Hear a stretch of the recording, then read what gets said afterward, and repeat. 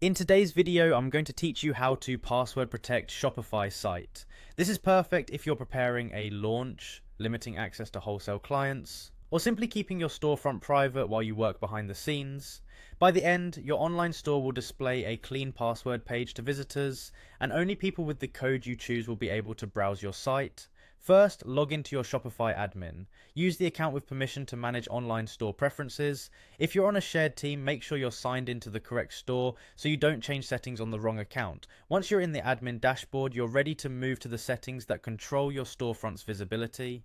From the left sidebar, click Online Store, then select Preferences. This takes you to a page with general storefront settings. Scroll until you find the password protection section. It might be near the bottom, so don't worry if you don't see it right away. If you can't find Online Store at all, you may need to add the Online Store sales channel or check your user permissions. Next, check the box labeled Enable Password, sometimes shown as Restrict Access to Visitors with the password. This immediately activates the password gate for your storefront. You will also see a field that lets you add a message for visitors. This optional note can explain that your site is coming soon or provide contact details without revealing sensitive information. Keep it short, friendly, and professional. Now enter the password visitors will need to access your store. Choose something strong and easy to share with people who need it, but not obvious to others.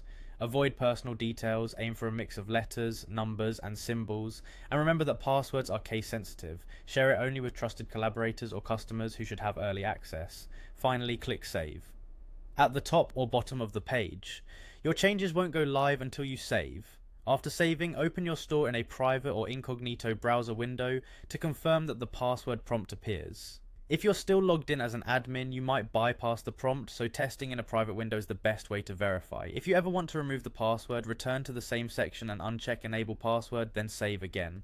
That's it, your Shopify site is now protected and ready for a controlled, professional rollout.